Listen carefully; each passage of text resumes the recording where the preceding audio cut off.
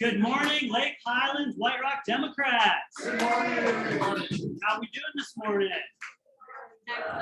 Anyone make it next door to the farmer's market? Okay. Thank you for bearing with us this morning. This is not our normal meeting time and day. We usually meet on the third Saturday. Correct? Yes. It's been 2 years, but I still forget that. The third Saturday, and last weekend we had the Senate District 16, Senate District 2, and several of the Democratic conventions happening. So in deference to them, we moved to this weekend, and the church is hosting the farmers market on this Saturday.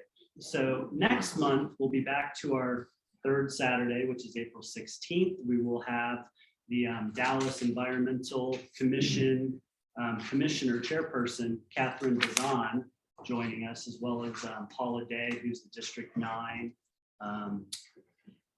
Commissioner for the district here, to talk about the environment. It is April, Earth Day, all that good stuff. So we try to make sure we do that. So on our program today, what we're going to do is we're going to have candidates come up, besides these two candidates here. We'll hear a lot from them later, to tell us a little bit about their campaigns, how things are going with them, introduce themselves.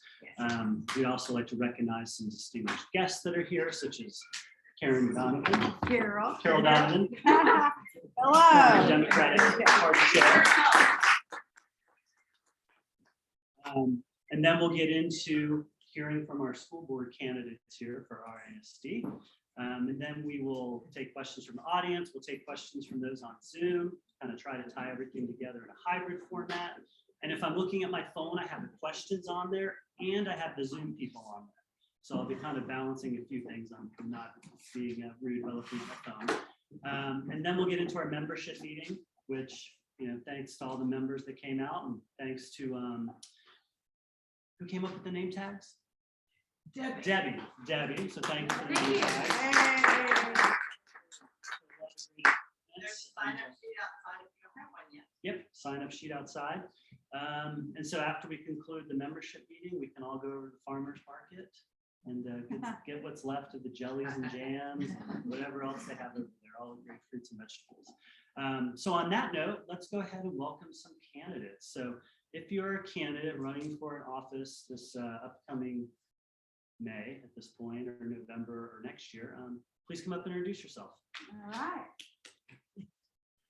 All right, come on up and tell us about yourself. And you can stand right where I am. So you're in the camera and see everyone. How much time do I have? Well, we'll go with 2 minutes. How about Okay. Well, the reason I asked that is because my name is Dr. Catalina Garcia. I'm a retired anesthesiologist. I worked at Baylor Hospital for 40 years. I did very well. It was my hobby. I loved it. But then, you get a little older, you can't move as fast. So what did I decide to do? I decided instead of putting people to sleep in the operating room, I would try it out at political meetings. So I will count down, slowly sinking in. I'm running for District 1, Dallas College trustee. The district is from the Kile County line. The Jupiter's on the east, goes all the way down to North Henderson, and then Midway Road on the west, and then it tapers in into Central. So we've got a gerrymandered district, but I live right in the middle of that district, where I'm just as close to Richland as I am to El Centro. And I really have my feet in both campuses. Because I got all excited. Every time I think about my parents coming here, I get all upset. I'm sorry. I'm a first generation American and very grateful to this country. I am educated at your expense from kindergarten to medical school. So I looked around when I retired and thought, what shall I do? Well, I think I'd better get back to education because that's why I got to live my dream. It truly was my hobby. I loved it. But the whole time I volunteered a lot, but I didn't volunteer with medical things. Because of my interest in education, I mentored and got involved with young people since, oh my goodness, in 1980. So I have been doing this a long time, not speaking in front of y'all, but dealing with young people and explaining. I think I have more in common with all the Dallas College students than anybody on that board. I'm a first-generation American. I had to learn to speak English. I have big dreams and I'm willing to work for it, and the education is there for me. So that's my first qualification as the person for this job. I'm not just the candidate for this race. I am the person for this job. I have experience as a physician, and that is no small matter for an anesthesiologist. So I spent my whole life learning to solve problems and learning to ask for consultants, not at 10 billion though, which is what Dallas College paid out, as consultants who will help me get the answer to what I'm trying to solve. In addition, I have run 2 small businesses, not hiring management. I was a hands-on person.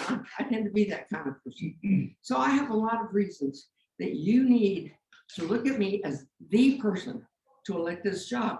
And since we're so far east, I'm going to need your help spreading the word to the rest of District 1. So I'm asking you on May 7th, not just to vote for me, but call all your friends and tell them about me. I'm a self-made American, shall we say. But why am I self-made? Because of education that everyone paid for. We need to keep continuing producing a workforce that's going to pay back. I'm worth more to this country as a physician, buying a bigger house, bigger car, paying more taxes to this country than I would be had I stayed in, does anybody remember Cresses? I used to work the lunch counter at Cresses. I started working since I was 14. So I do know what these students are going through. And they do need an education, but not just to be trained for entry-level jobs. That's a dead end. They need to learn to qualify for entry jobs, but in addition, they need to know how to problem solve. They need to know how to speak and write English. Do you know that they're getting rid of the courses? My manager is telling me I'm talking too long. They're trying to get rid of the courses that are teaching some of our young people English. Most of the people who go to community colleges are born out of Dallas County. We need to make certain that they learn our language. May 7th, Catalina. Great, thank You can call me if you want to. Right. Thank And she's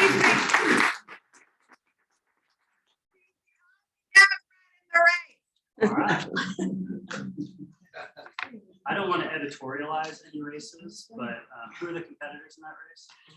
the competitors are Lynn Davenport, who is a big Trump supporter, and also Liz Minyard Williams. Gretchen. I'm sorry, Gretchen Minyard Williams, who's probably self-funding. Yeah, do your research on the candidates, of course, and you'll find out which one best represents the Democratic point. Or the billionaires. Or the- our next candidate, I see John Bryant in the room, so come on up.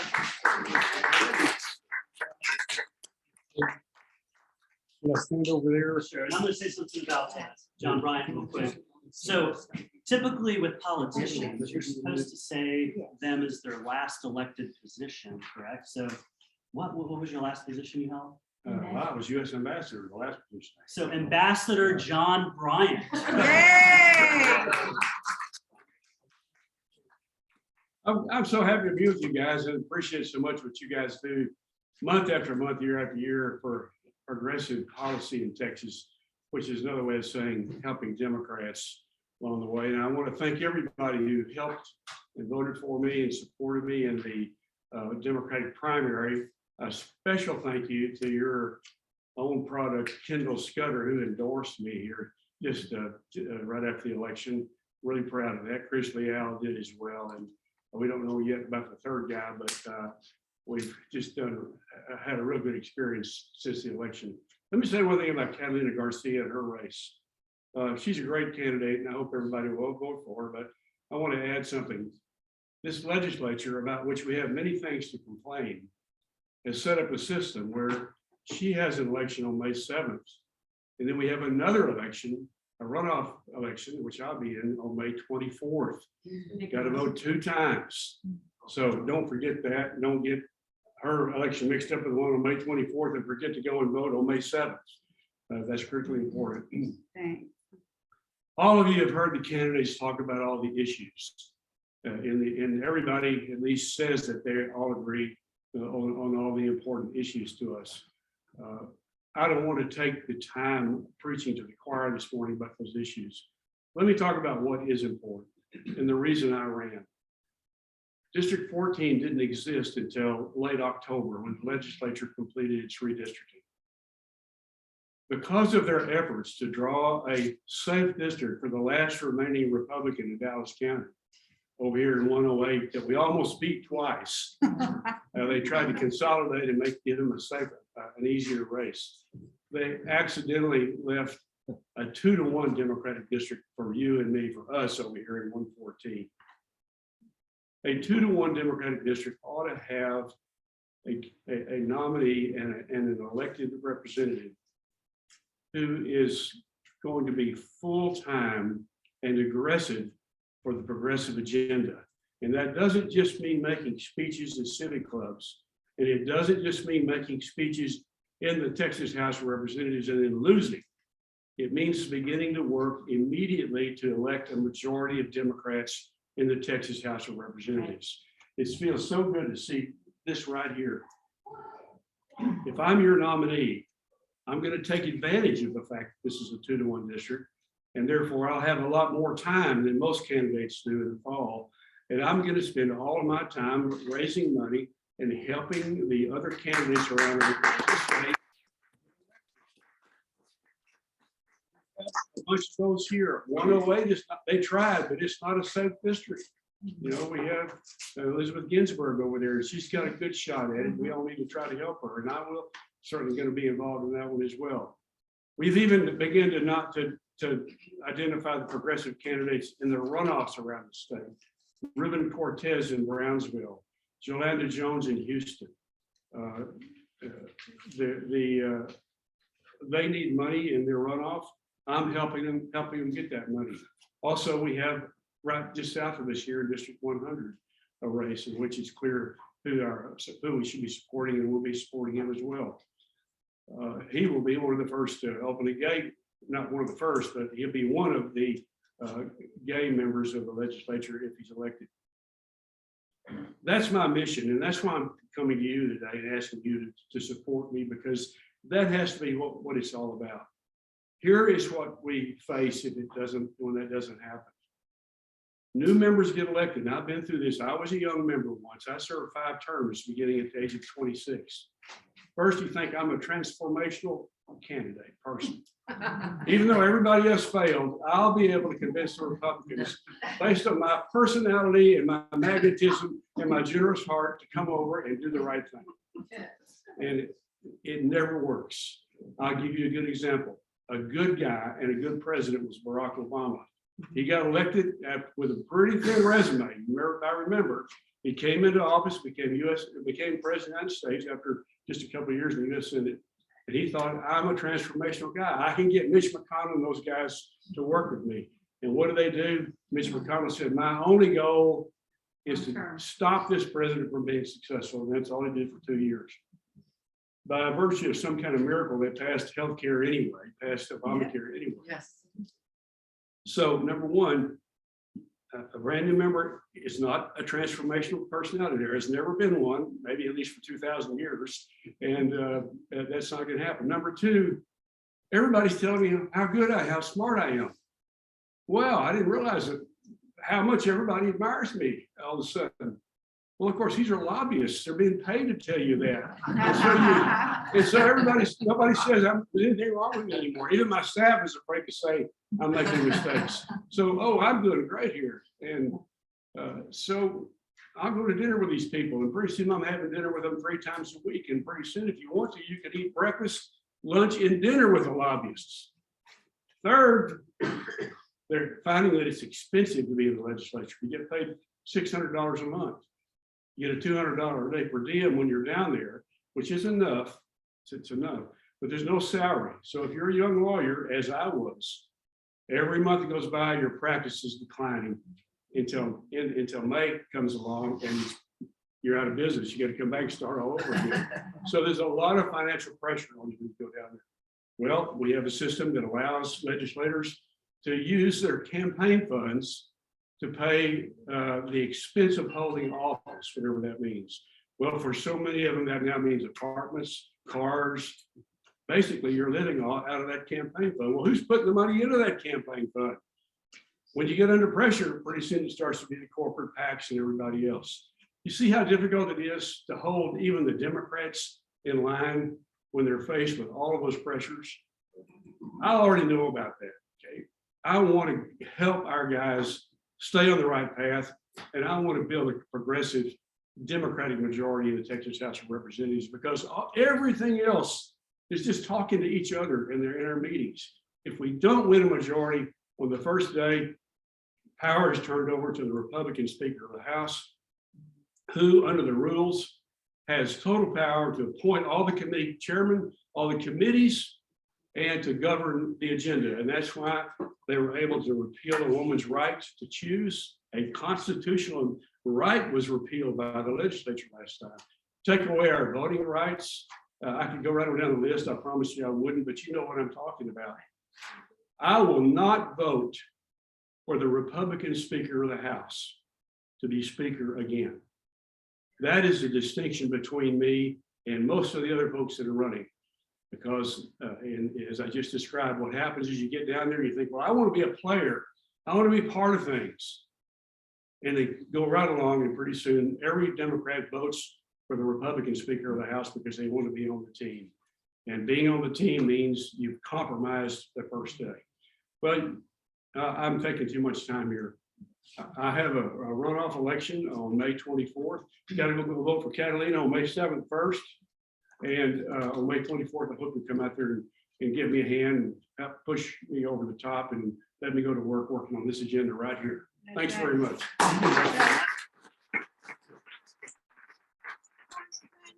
You are too nice to say it, but I think this Democratic club needs to know that your opponent 50% of the time has voted in the Republican primary. Thank you. Thanks for saying it. Thank you very much. Thank you. And speaking of Ambassador Bryant or Representative Bryant or U.S. Congressman Bryant, we do want to say thank you to you and your primary challenger, Alexander Guayo, for contributing to our last happy hour. We did that happy hour in honor of Dale McGowan, who is our current president. And John and I have spoken personally about the influence that Dale had on him and the church.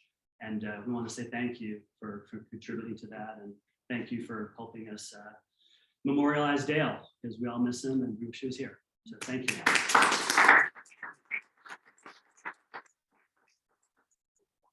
Okay, do we have any other candidates? Okay, we have one more. Now that we know there's an election May 7th, and then coming after that, the primaries, we got to look to 2023 because there's city elections.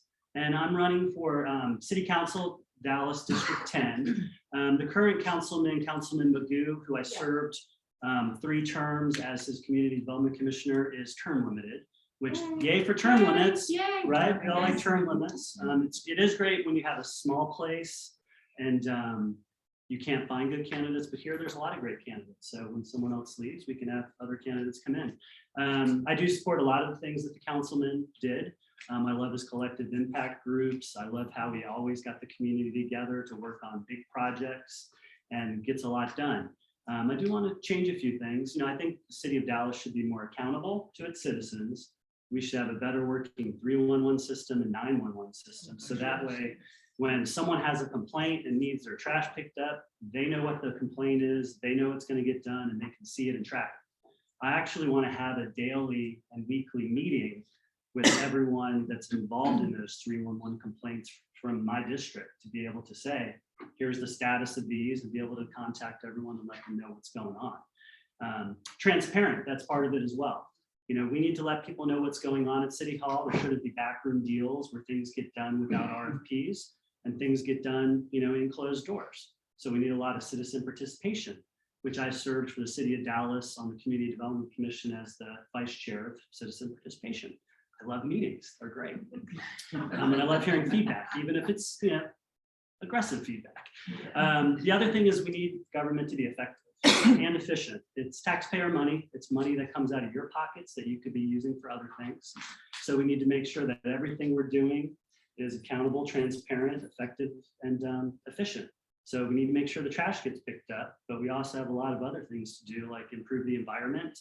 And one of my big passions is making Dallas a cleaner and greener place to live. So that's my spiel. So next year in May, please vote for me. And my website is brianfordallas.org. And my last name is Hasenbauer. That's a little long for websites and signs, and no one can spell it. So. For Dallas is a good last name. Yeah. So on that note, we're going to get back to talking about other elections and other candidates. So we do have a school board election coming up, and there's been a couple of conversations about some stuff with school boards recently and superintendents. We've had people talking about mask mandates. Should kids be immunized before they come back to school? Or at least I've been talking about that. And a lot of other issues. So we're going to hear from two of our candidates today. There are 3 candidates that are currently in the race for this election, and Jan Snell wasn't able to make it today, but I do have a video that we're going to play. So bear with me for a moment while I get that video ready, and fingers crossed I can get it to work.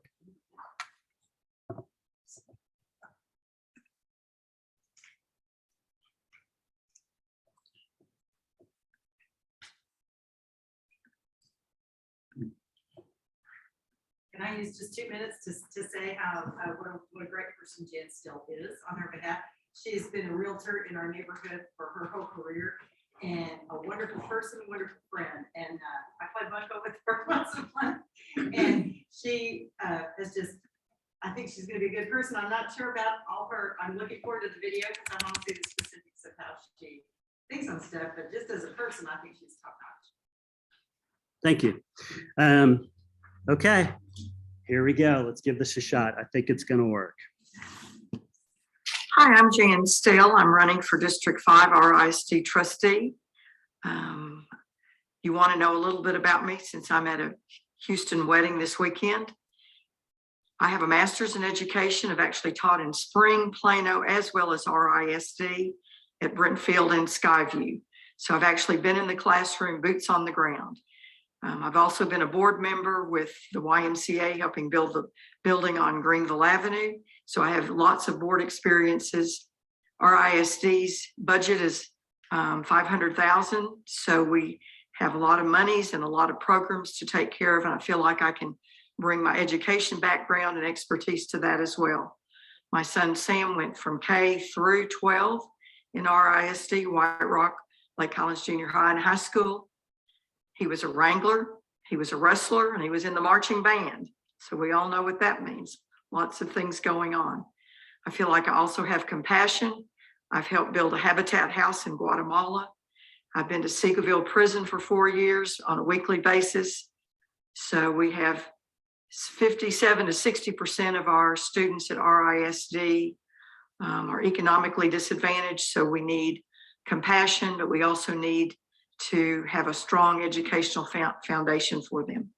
If you have any other questions, feel free to reach out to me. I hope that's helpful because we know now our 3rd graders are not even on reading and math state levels. Only 30 to 45% of our kids are on level, and that's not acceptable. Thank you for your time and your consideration. And Jan did text me about 1 minute after she sent the video and said, "Oh, Brian, I made a mistake on the numbers for the budget. It's not 500,000, it's 500 million." So she acknowledged that. Bless her that she thought about this meeting enough to actually do a video before she went out of town. And we did plan this, not impromptu, but she had something else going on, and weddings take what, a couple weeks to plan, right? Yeah. So and about her son, she's the mom as I am of an Eagle Scout, and that takes a lot of work. On the parents' part. yes. Isn't she endorsed by the people that I think are crazy though? I'll just be honest. She's, I don't know what that group is called, but the people that, don't agree for diversity, equity, inclusion. And I'm really bothered by that. That lady used to be in our bunco group and we shunned her. Yeah. And she calls Jen almost daily. Jen is the same. She finally just told her, "Look, I pay a PR guy monthly and you're not, quit bugging me. Yeah. So I don't think she was in charge. I mean, I don't think she encouraged that endorsement. I think they thought they had her because she lived in the neighborhood and. not That's true. families first, just the accurate. Yeah. Let's, and I let's agree reserve with her the. about Sorry for my commentary. Sure. No, that's good. Yeah, I do wish Jan was here to be able to talk about some of these issues with us. And, Yeah. you know, we do offer, as you saw this morning, candidates to come and present their case and introduce themselves to the group. So we do hope that Jan will come back Very good. for our meeting next month. Our meeting in May wouldn't help necessarily. Because it'll be The April, after the May. picnic. Yeah, so You can April. talk at the picnic. Yeah. And we do have a picnic in May, so that'll be an opportunity as well. But today, we're going to talk to these two great candidates. And before we get going with any questions from me, and the questions actually aren't from me. I've received questions from educators, former RISD trustees, to ask some of the questions that really, are important to educators and so forth. I have kids in RISD, but I've never taught in the classroom. I don't consider career day teaching.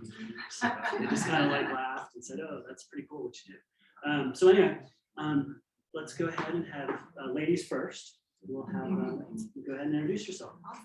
Thank you. You're welcome. Thank you, Brian, for hosting this, and thank you to you all for allowing us to come in and introduce ourselves. My name is Racheal McGowan. I am a RISD parent, and I was also an RISD student and graduate. I am running for place 5 because I feel like it's time. It's time to make a lot of changes in our school district for the culture and environment that we are now living in. I'm running on the foundations of that. I believe that we need increased parental engagement, where we know our parents are heavily involved. We know our children do better academically. I think there needs to be a lot more transparency coming from this district that encourages our parents to become more involved and more active and better advocates for their children all around. We need to be more creative and fiscally responsible with our budget. We need to clearly look at increasing the salaries of our teachers, adding more academic and social counselors to our schools, because as we all know, COVID and the effects of COVID and what that's done to our children and our teachers, we need a little bit more support on those campuses.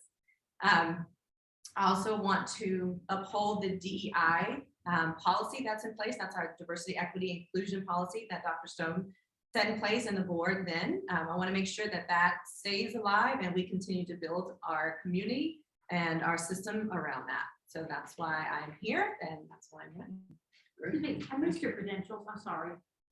Your credentials? I've graduated from Lake Highlands High School. I am a business executive account executive for Lowe's Pro Supply. Okay. So I manage customers' accounts and help them create financial budgets to ensure that they stay in budget for all major capital investments. Okay, thank you. Sorry, I missed that. Are you, Can we save the questions for the well, candidates? my question is, where do you stand on this book banning? Okay, Oh, let's save that. that's a Let's save that policy. That's a question. policy. Thank you. I love your question. We'll talk about banning those books pretty That's soon. right, that's right. Um, Thank you for the question. Okay. Kyle, go ahead and introduce Great, yourself. great, and thank you, Brian, for your invitation. Thank you all for hosting us today. I really appreciate it. Appreciate your time on a Saturday morning. There are a lot of places you can be, so farmers market and groups in the Highlands and a lot of this. So anyway, thank you for being here. Appreciate it. I'm the son, grandson, nephew of career educators. I grew up in a small town west of Amarillo, graduated class of 6 people. From there, I went to West Point. I was in the artillery business for a number of years, which is a bang if you've ever tried it. And bad dad joke, sorry. And then from there, we moved back to Texas, and where we're from, because we love Texas. My mom was ill, and started a home in Lake Highlands, a small town in big city. And so from there, we raised 3 kids through Lake Highlands, graduated 13, 14, and 19, and graduated from Baylor, 17, 18, and just about to finish up at Villanova. So been involved through all the, numerous teams and organizations and everything you do as a parent in that cycle, that time of life. And so from there, professionally, I've been involved in everything from executive recruiting. And, one of the first things where you need to do is hire a superintendent. I've been involved in that process intimately. I fed my family by that. From there, I've been involved in high technology business development and sales, and implementing complex, never done before kind of projects at companies like AT&T and Verizon and TELUS and Rogers across the country. I work with a global group of colleagues. My day extends from Singapore to India to China to Dubai to France to Spain to England to Georgia to Texas. And so, looking at diversity and the need for diversity in the world, that's the world we live in. That's the world that these kids need to be prepared for, to be able to take on a dynamic and changing world. And so I appreciate your time today. Look forward to the discussion. And thank you for being here. You're welcome. And as a Navy brat, thank you for your service. Thank you. My pleasure. My dad was U.S. Navy career. Okay, so you mentioned the superintendent, you mentioned budgets. So we're going to talk about all that. So the first question I have is, it was decided that the next superintendent will be chosen by the incoming board. So you will have some input as a trustee into that decision. So kind of two questions. What attributes are you looking for in the incoming superintendent? How we help recruit them? Sure. And are you looking to continue the path that the previous superintendent was on, or do you want to see something drastically different? And, we'll go ahead. Okay, great. No, that's a big task, especially right now. Right, there are 9 open slots for big school superintendents in our area, and so competing for the best candidate is going to be a challenge. But we don't need what some folks might think of as the best superintendent. We need the best superintendent for our schools, and sometimes that takes somebody who may not be, the rock star superintendent to a lot of other people. It's someone who's dealt with the challenges that we deal with, right? Community. Racheal mentioned parental engagement, right? In areas where we have kids that are struggling. So I'm looking at someone, down to brass tacks, where someone who's been in the classroom, someone who's has a passion for kids, loves teachers, and knows how to develop teachers throughout their careers, because teachers need to know they've got a place to build a career, right? A place where they can be comfortable for 20, 30, 40 years. And that's part of how we develop great schools. So we've got, teacher, loves kids, has built programs that develop teachers. And then also someone who's dealt with the challenges that we're dealing with, right? Who's got a very diverse economic, diverse racial student base and community. And someone who's reached out effectively and done some innovative things. I'm looking for someone who's thought outside the box and done it. Maybe they failed, but they did it. They tried it. So you learn a lot from things not working out. you learn a lot from that. It's someone who can bring those lessons learned and say, hey, look, here's the best practices that we have in my experience, from what I've seen across the country and internationally, and be able to say, hey, look, here's some things that we should focus on. And if we can build together a community of support, both from our leading corporate and enterprises within the community, as well as our faith-based groups, as well as everybody on the block, to be able to work together to focus on developing a stronger school and a stronger community, because it takes a village. And we've seen the struggles that we're facing. Jan mentioned it with regards to reading levels, math levels. It's going to take everybody on board to be able to conquer those challenges. Very true, very true. Mm-hmm. So Racheal, I would what's agree. your checklist? I would agree with all those things that Kyle just mentioned as well. I think, wow, it's a big question, and they're big shoes that need to be filled. I do like a lot of the things Dr. Stone set in place for our district and the trajectory that we were headed upon. So I would like to see a lot of those things stay in place, and that those things that we continue to develop on. I think one of the most critical things about finding our next superintendent is making sure that person understands the culture in our district. I think it would behoove us as a community to find someone that is in our district. I really would kind of like to see them keep our current intern and give her the opportunity to continue what she has stepped into, the shoes that she stepped into. I think she's doing a great job. And I think it's important that they understand our school district. And I believe in promoting and hiring from within. I believe that our teachers, I spoke to a teacher this week and she mentioned there is a disconnect from the district level to the teachers on our campuses, and that we need to bridge that gap. But not only do we have achievement gaps, we have kind of a communication trust gap within our own school district. And I think we need to bridge some of that. I think we do that by hiring and promoting from within. And I think a lot of our administrative level employees, our teachers, see that that didn't happen so much over the past couple of years. So I think it's time we start proving and we start showing, and we put our mouths where our, basically we put action, we back that up with action. So we need a superintendent that's transparent, that believes in full honest transparency. Someone who has the energy to take on building relationships and building rapport with our teachers and our students and our families. Getting out there and saying, hey, I'm here for the job, I'm ready to do the work. Not just sitting behind a desk and sitting in the office where there's just like a mystical place, right? Where the teachers don't really feel that connection. And I think that's just key, very important, that that leadership shows that I am connected to all of you and I relate to all of you, and this is how we're going to do it. So yeah, that's kind of how I feel about that. Okay, so we've hired a superintendent. We all like, we're all moving forward. We've got some great stuff going on in our ISD. What are we going to teach the kids?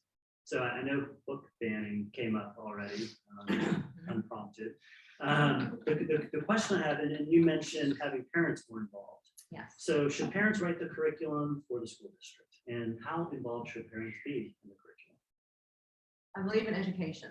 I believe education comes first and it's key to everything we do professionally. And that's how we create experts. I think we hire experts in our district to serve a purpose. We pay tax dollars to serve a purpose. I think we need to allow our experts and professionals, that whether that's our teachers, our counselors, our superintendents, do that work for our community and our parents. I do think transparency, again, and communication is very, very important for our district particularly.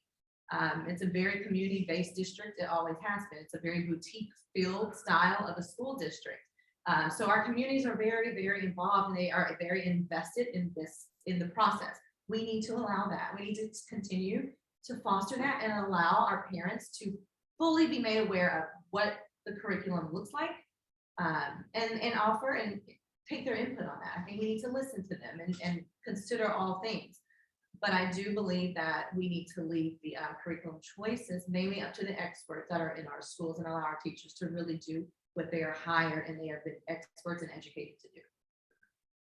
So Kyle, what do we do with the book ban stuff? How do Oh, we wow. ignore those parents that say, hey, I don't want things taught about LGBTQ+ in the classroom, or I don't even want it in the library, I never even want to hear about it, my kid shouldn't be exposed to that, or I'm going to send them to a charter school?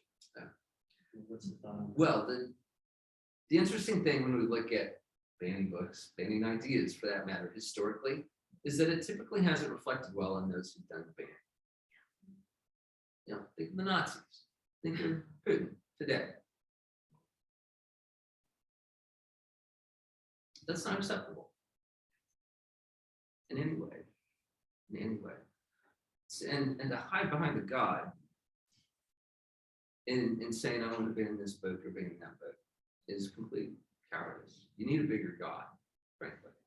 And because my God raised his voice to the storm, and there was peace and there was calm. And so to ban books in any way, shape, or form, it's crazy. Now, are there some things that aren't appropriate for third graders and fourth graders? Yeah, don't read those things in any way, shape, or form. Back to the curriculum, the State Board of Education selects our curriculum. So when that election is up, take it serious. Educate yourself and be prepared for that. There's a lot of money that goes into those books that get selected and those curriculum that get selected. A lot of money is at stake, a lot of businesses at stake. They need to hear our input with that. And transparency is there, but it's hard. You've got to really dig around. And so I think transparency for our own local parents is important. And we should take their thoughts and their concerns seriously. Absolutely. And at the same time, we have dedicated professionals who've worked their whole lives and how to best educate and train our kids. We've got to give them their responsibility to do what they've done. So you both talked about parental involvement, which I just need someone to tell me how to do membership toolkit. And I'll be good to go. Kind of what RSD is to manage, kid stuff. So I guess the question I have is, so a lot of times in politics and school boards, the loudest voice in the room typically is the one that gets listened to. Kind of the squeaky wheel gets the oil. And I know at some of the RASD, Board of Trustees meetings, there's a lot of squeaky wheels. So how do you filter out the squeaky wheels, loudest voice in the room, and balance that with those that don't have a voice, and make sure that those people that don't have a voice, because they can't attend the school board meeting because they have to work or some other reason, or they just don't feel comfortable presenting themselves in front of the camera and giving a speech at the school board? How do you stick up for those people that can't be heard? Yeah, And deal with the squeaky wheels? that's a good question. I've been really passionate about school board meetings for the past 2 years.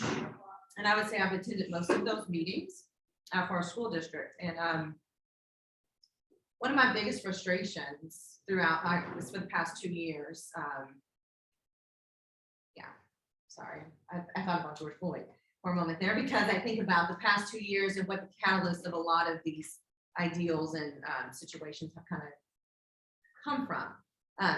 But one of my biggest frustrations was parental involvement and the lack of their being there at our school board meetings to support our board and to support our superintendent on the policies that were already that were put in place for a reason. So I tried with a lot of friends and groups, trying to recruit parents to come on board, just educating them. So educating our parents is key. Educating our parents on how to become better advocates, because this is not an easy system to navigate through. It's not like toolbox, for example. I mean, PTA, the whole system, it gets heavy and it gets confusing. So I think educating our parents, creating safe places to teach our parents, and letting them ask the important questions. How do I do this? And I think I'm most passionate about that because of my attendance at the school board meetings and speaking at the school board meetings. It's very intimidating. We have parents that speak many different languages in our school district that you don't hear those voices at our school board meetings. That's a question as to why. Why are we not inviting them? Why don't they feel welcome here? We need to change that. So that is, like I said, one part of my platform is parental involvement, how we get stronger, how we do things better and differently there. So Kyle, at school board meetings, what voices do you listen to, or how do you balance that? Sure. No one leaves a Yelp review because they're just happy, typically, right? I mean, if folks call customer service not to say, hey, you're doing a great job, you have any good cherry pie recipes. It's all about, this is wrong, or this is the trouble, or help me understand this. And so it's easy for the vocal minority to take over the message. And we've seen that a lot, right? And we've seen that nationally. We've seen a lot of statewide kind of red herrings popped up that folks have clamped onto, and then they've taken the microphone away from sane, normal people. And so the focus is, I think we've got to take that message to them. You've got it as a District 5 trustee, town halls when people are, it's not Monday night from 6 to 10. It's probably maybe Saturday morning. It's maybe hosting a dinner at school, because they're picking kids up. Whatever the case is, you've got to meet people in their cycle of life. And for everybody, that's challenging. For some folks, it's challenging. You've got to make that effort to do that. And I think that's, without meeting people where they are, you don't hear the rest of the story. It's as any kind of leader in business or in an organization or in the Army. If you want to know what was wrong with our, say, like, for instance, our howitzers, they look like tanks. You'd think they were a tank. If you wanted to really kind of know what was going on with something, just go down there, late at night when somebody's working on stuff, or go down there in the morning and talk to the people who have their hands on gears. And that's how you find stuff out. And sometimes it's intimidating. sometimes leaders don't think they have time, but you have to make time. Because getting to the root of what's really going on is invaluable. So you said the red herrings, which for those that aren't familiar with that term, it's kind of like something that sticks out, something that's a little different, something that raises red flags, like it's not normal. So some of the language that have been brought into school board meetings is like CRT, mask mandates, and vaccinations. Since CRT is kind of part of the curriculum discussion, what are your guys' thoughts on CRT being a school board issue that is that red herring? You know, is that a real issue that we're dealing with, or do you leave it to professionals and let them decide? I should get a swing at this. You're like, oh, here, you take the swing at that. That's not the ball. Yeah. Back to the State Board of Education, they set our curriculum and they define that. CRT's not in the governor and the legislature outlawed it. CRT's not being taught in our schools. If you want to sit in a classroom and be taught CRT, you need to be in an upper level college course or in an L2, L3 Juris Doctor program. That's where you're going to get that. And so, like I said, this is kind of one of those things that's been tossed out there. And very few of the people who have clamped onto that could really define it. But it sounds like it's kind of a catch-all for everything that makes me frustrated with things that are going on. And so yeah, it's just part of that is, you know, just understanding how this thing works. And maybe that's some of our fault, right? As administrators, as trustees, is to help us all understand how that curriculum plays, you know, how that whole selection process works out.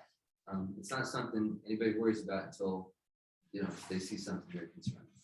Yeah, it's sad that the news covers CRT, you know, rather than focusing on students and so forth. So what are your thoughts on that? And I will piggyback off of exactly what you just said. That's the key. It's a complete distraction. It is not anything like, I went to Texas Tech University, never heard CRT in my life. I've never heard of it. Where did this come from, right?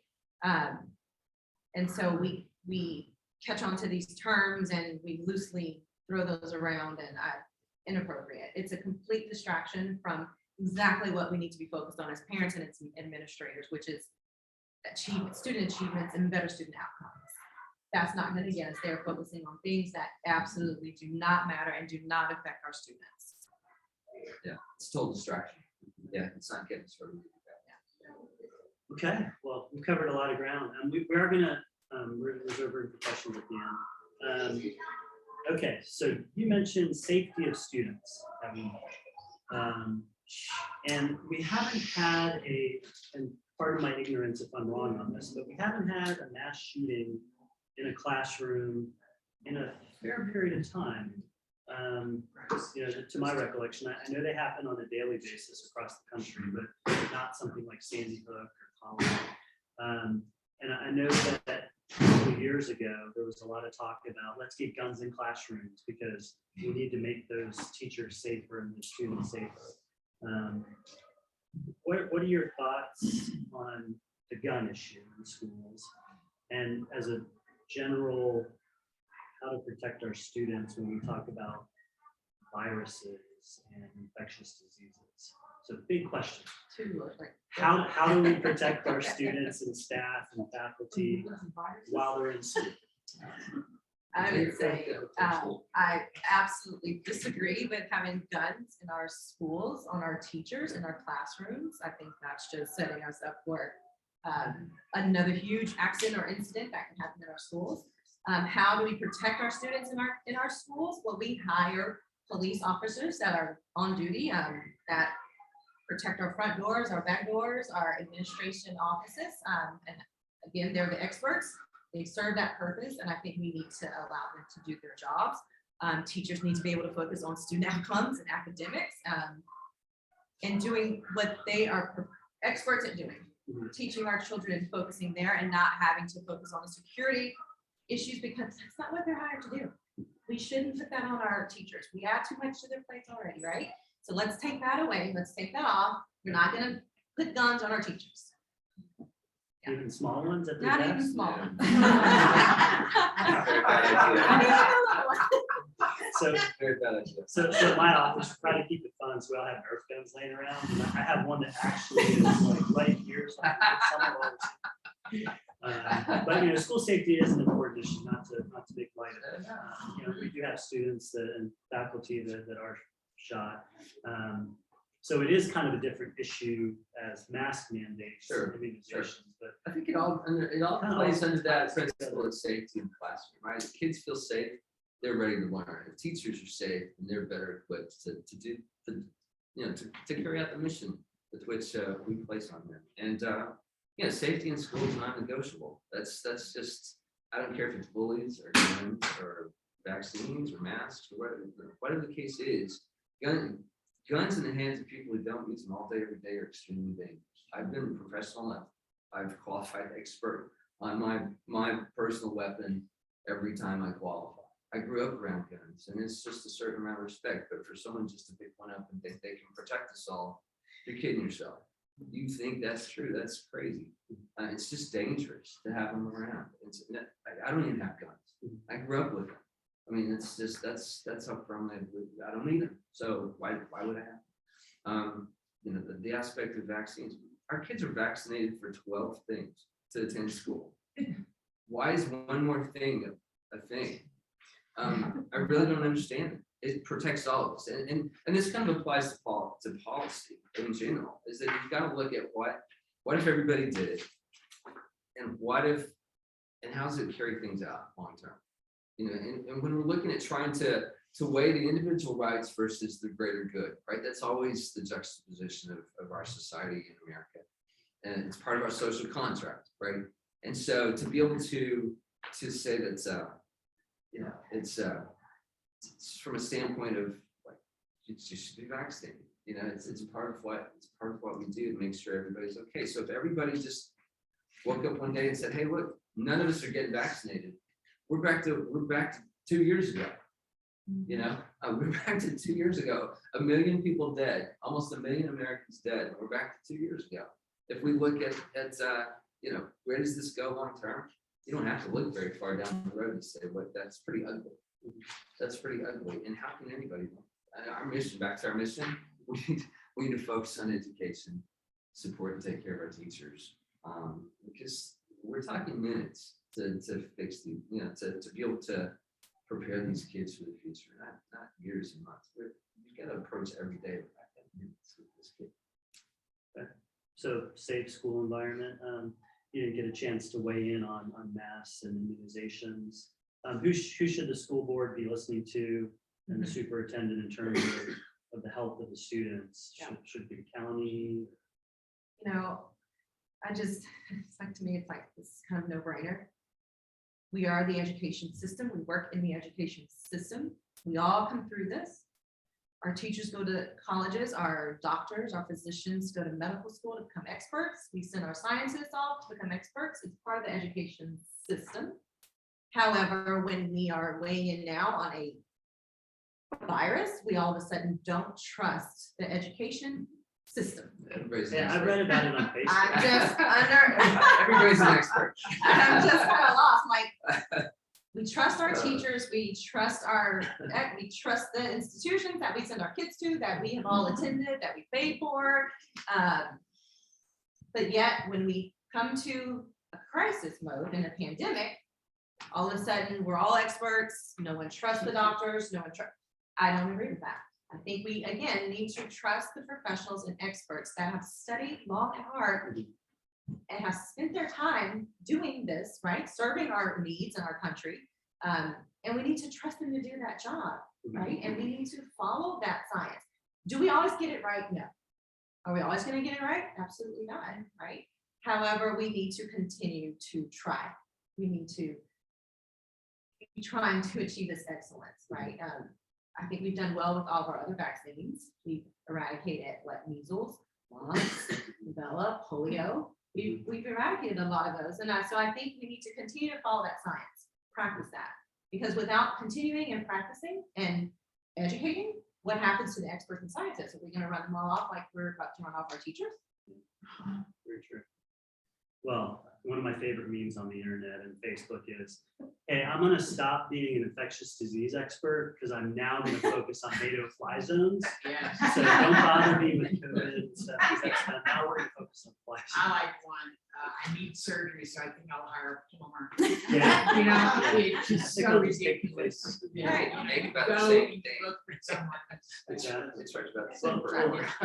Well, one of my expertise, I have a bachelor in science and bachelor of science in finance from George Mason University. So go Patriots.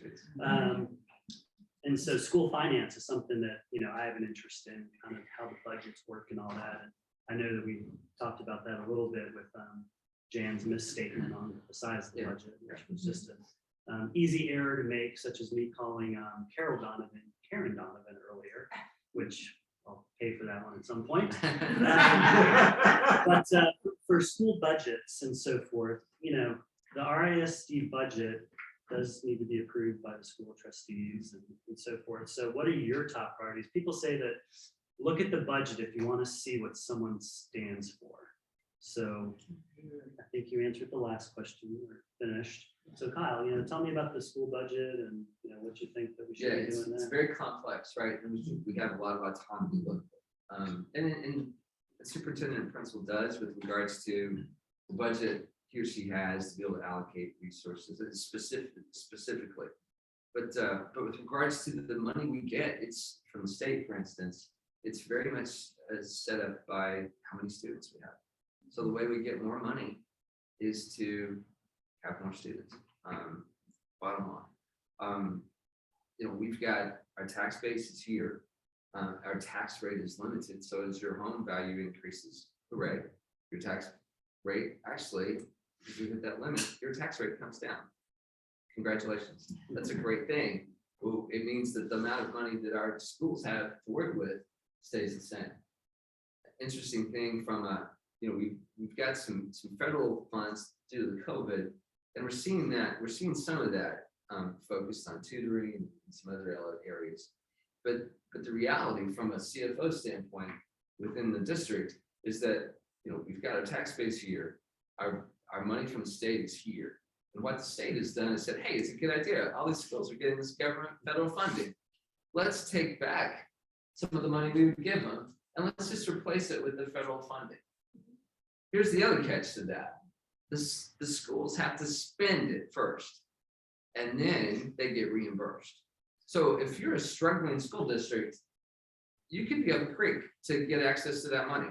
If you're Richardson ISD and your CFO's done a great job and you're on firm footing financially, you've got the reserves to be able to spend that and get it back. And kudos to the board previously, kudos to our CFO David Tate for the work they've done and prudent planning they've done for that. So it's a struggle to look and say, hey, look, we want to focus on these things to be able to do that without being creative. You've got to really be creative with that. And that's where I think being innovative and working closely with the community can help do that. And that's, we do it today with our extracurricular activities, right? Everybody marches out and sells ads for this, that, and the other. And it's an archaic way of doing that, right? Poor Joe's Pizza down the corner has like 8 people walking in his door selling ads. It's really inefficient. And it feels like a donation to Joe. Whereas we have a significant number of eyeballs in our district. We have a lot of power from that, from a marketing standpoint. Let's streamline that and make it more efficient for Joe. Let's take the load off of parents having to do basically a yearbook in 2 months to do the Highland show program. And let's streamline that in a way that gives Joe some value for his donation and make it an investment in the community, but also make it marketing investment for him as well. So there's some creative things. That ain't easy. That is not easy. It sounds easy when you say it. It takes a lot of working people, but it takes some creative things like that. And if we want to address learning centers or community involvement, I think it's going to take some corporate help. It's going to take some benefactors to be involved, and so it's and then some legislative efforts as well. A lot of pieces to the puzzle. Yeah. So it's as you all know from your experience looking at that, it's you can you can read the cash flow of the budget sheet, but what does it really say? What is that? What does that miscellaneous really mean? How many times have you seen that in the budget? Miscellaneous. Yeah. Yeah. So Racheal, have you sold those Highland ads? at I some was point? Highland Is your- years ago. Yeah. A lot of Highland ads sold. So what are your budget priorities? What do you think? Well, I agree. But I think we are, I'm not sure exactly how the board has looked at the budget and how, if they've gone through this budget with a fine tooth comb in every single category. I think we need to, I really feel like this is a year and years coming of reconstructive error for our school districts. We are going to have to redo a lot of things, right? And taking that budget and really streamlining that and going through every single category, looking for areas of which we can be more conservative in our approach. I think our priorities need to be, again, increasing the pay scale for our teachers, increasing those starting salaries, hiring more counselors, and closing that achievement gap. We've got to focus on those 3 areas. And I feel like if we are not focused on those 3 areas, the bottom's going to fall out. So we need to go through that budget and we need to make it happen. We need to find the funds to better those 3 areas. Okay. So, let's move outside of the budget, because the budget is like the everyday operating expenses, things like that. Let's talk about the bond packages. The big stuff, the facilities, what does our ISD need in terms of another bond package? Do we need a $500 million football stadium to compete with Allen? And one that's built without cracks? I think if you talk to the science teachers, he or she would say, I need some help. Talk to the teachers in general and say, that isn't going to fix what I need in my classroom. And I think the priority is going to be to academics. We've gone through that. We've modernized our facilities. We've upped our game in that respect to a lot of the suburbs, right? To be able to compete from that standpoint, for folks who are focused on that. I think the extracurricular has a place, but the academic piece of this is a priority stage. And so from that standpoint, given some of the limitations with regards to legislature, with regards to the way schools budget things, if the people in our district believe that we should pay our teachers more, that we should not be the lowest paid teachers in our part of North Texas, and that I think that's important, right? Is that we should look at that very, with great scrutiny and say, hey, look, if you want great teachers, you want to keep them. You need a great environment, a great culture, but also, it's hard to pay for your kids' shoes with great culture. Sure. So could you get a teacher pay raise into a bond package? right? A lot of districts are doing They that. do it that way. So A lot of districts are doing that. that's your RS. The nice thing about that is that everybody gets a vote. Sure. Everybody gets to say, do you want to pay your teacher? And if they don't think it's important, well then, but no, the challenge with this, right, from a May time, kind of the off time frame election is messaging and who votes for those things. Yeah, because my kids aren't there. So you've got to appeal to the value of what our schools lend to the community and to the value of helping these kids who are struggling, what getting across that bridge means for them as far as a lifetime, their lifetime earnings potential, their lifetime life potential, like Dr. Garcia described. So it's those elements that it takes a community to do these things. Yeah. If we want to do it, and everyone's got to feel like they own it. Yeah, and these are long-term things. So like the thing I'm thinking about with past bond package is taking the Lake Highlands junior high and making it a middle school and basically redesigning the whole thing, creating the multi-purpose sports facility at the high school, and then putting the extra wing in there in between. We have big beautiful things like that. facilities, right? We're good. We have great facilities. So I no have bond a, package I have needed? a, well, I have a 14-year-old that's going to the high school next year. Okay. I went to Lake Highlands High School, and I think what we've done with our recent bond package that I did vote for in favor of, I think we've updated our facilities, and I really don't see a need to put more bond money into capital improvements. I think extremity wise, I think we need to maybe look at our science labs, learning areas in our schools. So if there's any other improvements, that bond money should should support is what's going to enhance the student outcomes. Okay. How are we going to better enhance student achievement outcomes? How do we get there? Mhm. Can we take some of that bond money and put it towards student outcome? So thank you for transitioning to our next topic. Sorry, Brian. And just for full transparency, I did provide these questions in advance, so there was some preparation done, as you can tell, because they're both doing a great job.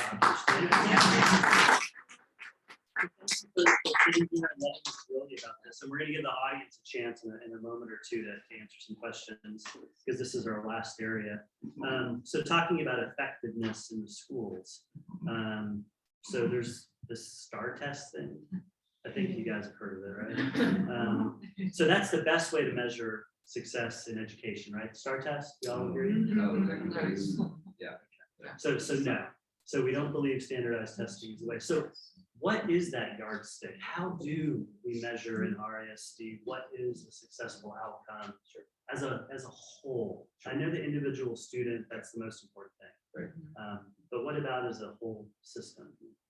Yeah, from a standpoint of any organization, if people focus on what's measured and what's rewarded, so it's easy to see how that can carry over to something like the state of Texas academic assessment grade, their assessment of academic grades. And so, but testing has a place, assessment has a place, but you can also have assessment run them up. It can get out of control. And so, with regards to that, you've got an environment, an ecosystem where, a rock star teacher can't go to a low performing school and expect to, well, if, they don't turn our rating around, and, by the time I end up having, what if I'm there for 2 years and the plan was to stay there for a while, but, oh, my mom got sick over here, so I've got to move to this school, and they've got a super rated school, an excellence rating. They may not hire me because I'm coming from this lower rated school. So we've created this, and that's just teachers. That's not even the kids that we focus on us. Back to where the money goes and follow the money for these things. There are basic assessment tests that are out there that are used nationwide successfully. They're used in our private schools. Use those with a little bit of judgment to kind of get a sense of where our kids are relative to their peers in other parts of the state, other parts of the country, other parts of the world, and assess where we need to focus our resources for education from that standpoint.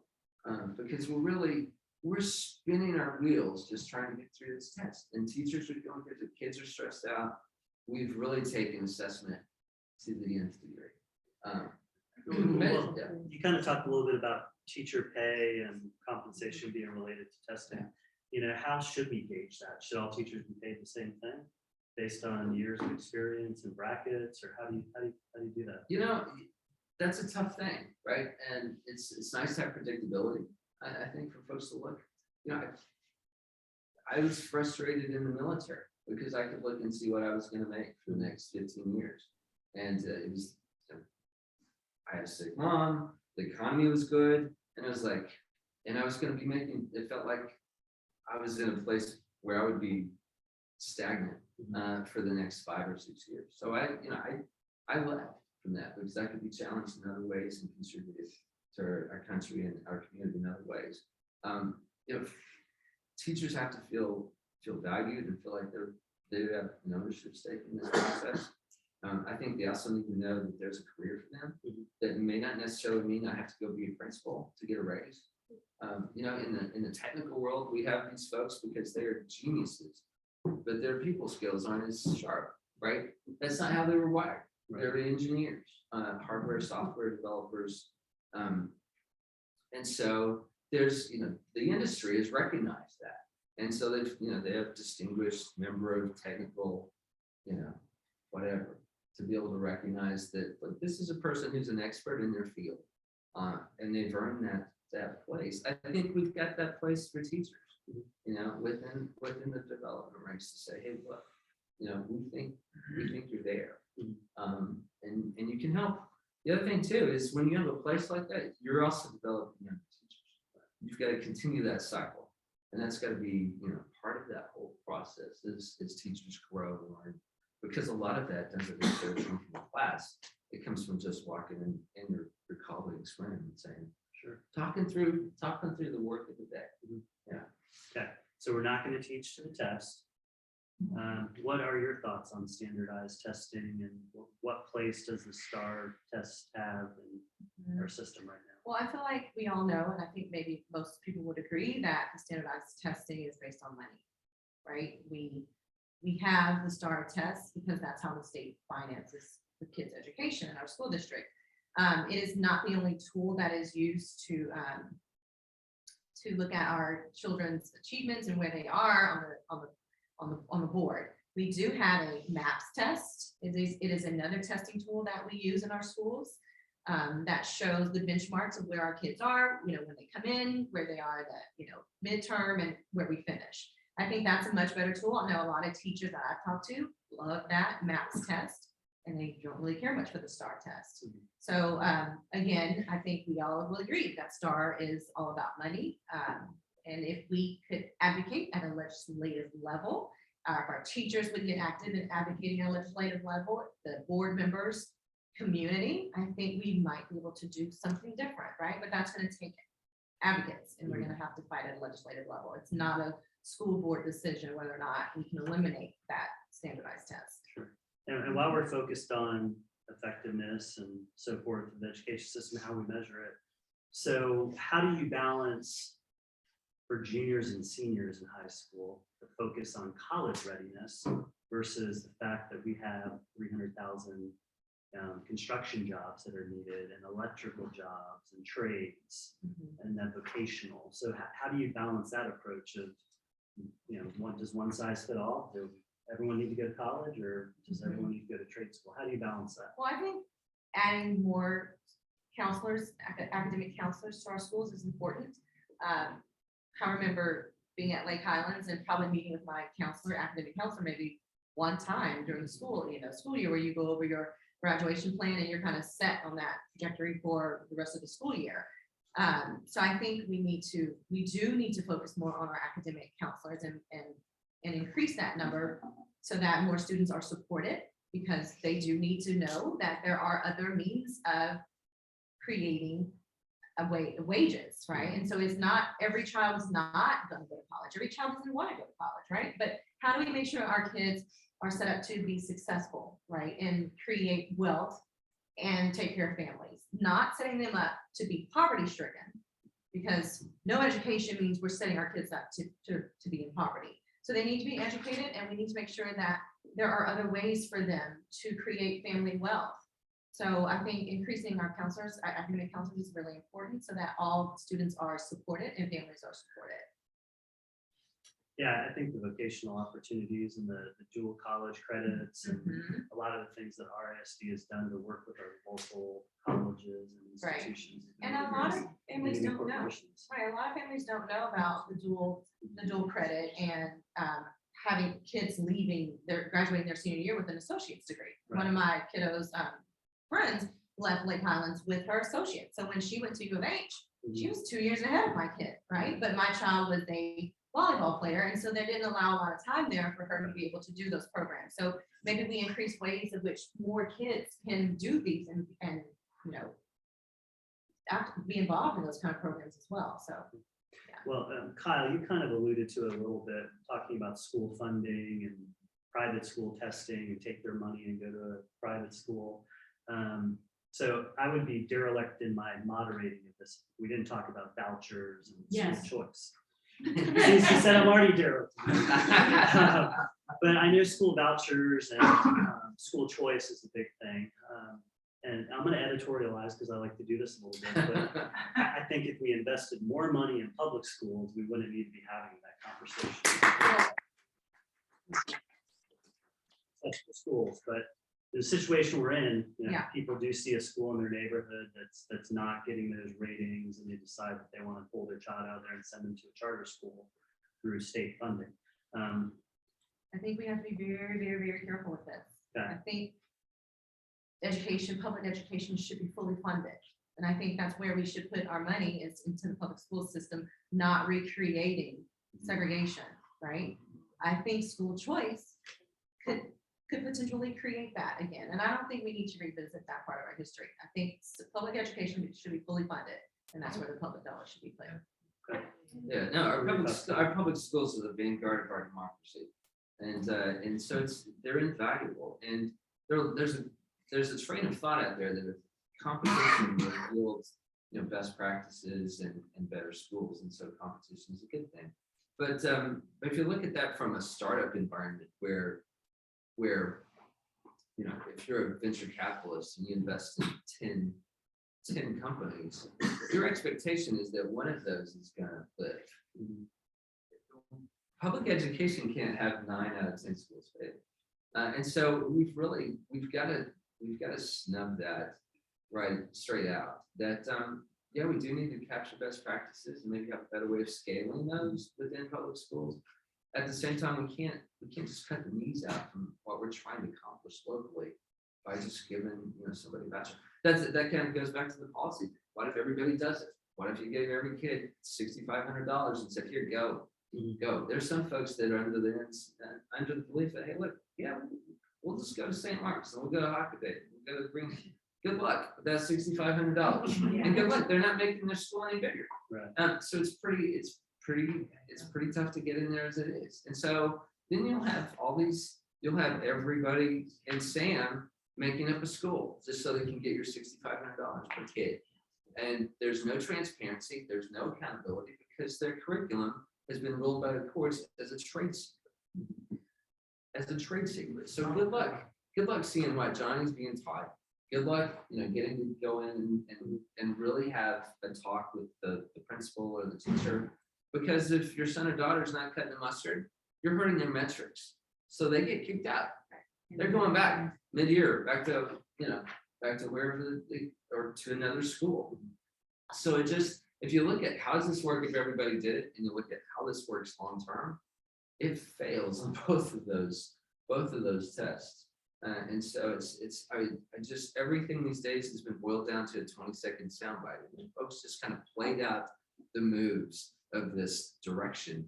They would see that it's, public schools is the path to showing our kids that there is a future, whether or not you want to be all you can be and go to, Northwestern or Princeton or Yale or Harvard or wherever, or whether or not you want to be a plumber or you want to learn how to start a business. Or you want to go in the military. We need to set those kids up for a path to success. We need to identify what, this might not be for you now.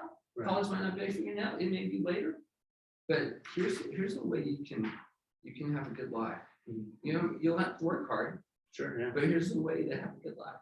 Yeah. And I think with school choice, a lot of people forget that we have magnet schools also that give another choice Absolutely. to students where if Absolutely. you want to pursue science or technology Absolutely. or math or Yeah. arts, Wow, you whatever, can do yeah. that Yeah. in our ISD. So Exactly. I think we have a lot of options and a lot of opportunities. Exactly. So we've covered a couple topics, 1 or 2. I think we've hit all the big ones. We've got all the red herrings out of the way. There'll be something new tomorrow. So I'm going to stop talking, and I know we had some questions. So if you want to raise your hand and speak loudly and tell us what your question is, and either maybe direct it to both of the candidates, I would appreciate that at this time. Yeah, go ahead, sir. First off, I want to say thanks for being here. My name is Dean Patel. I live White Rock Elementary area. And my daughter's about to be 5, and I got another one right behind her at 3. So you guys are about to plan their futures, right? So I love my wife, and she's very upset about everything that's going on. So then I become upset. And then I research more and more into this. That's how it works. And what I love is how much I've seen you two up here. We didn't get a chance to see Jan interact with you guys, but I love how much I saw both of you agreeing with each other. This is great. I love, instead of people running in opposite directions, Sure. people be more in sync, because it makes my life, then we get a sharper sword in my opinion. So what I really want to know now is, how do you do this with the rest of your members? Because they're not all on the same page. You get one vote. There's only one of you that's going to go in there and hang out with the rest of them. Yeah. So now, how do we get it so folks aren't banned? Yeah. Or how do we get it that councils come into play? And how do we get it that bonds are made? All awesome ideas. Yeah. but it doesn't mean anything in this room until we do it out there. So I'm just curious how that happens. That's a great question. Yeah. Well, I mean, one, first of all, vote. You know, Yeah. that's what we need you to do is vote, without a doubt, without a doubt. But it takes data-driven, principle-based leadership and in developing relationships with people that you may or may not agree with necessarily on everything, and understanding what their motivation is and what's important to them, and how can we work together to appeal to those interests. And I do that all day, every day in the business world, right? Where I'm having to work to help business people understand how to accomplish what they're trying to do and how I can do that. And some days I can't. Some days the answer is like, look, I can't help you today. In this setting, it's got to be something where you've got to work collaboratively, right? You've got to work collectively with 6 other people and superintendent to be effective. And sometimes it just boils down to helping them understand the long term. What if this is everybody? How this impacts them from their constituents, their students, their kids, and appealing in that nature.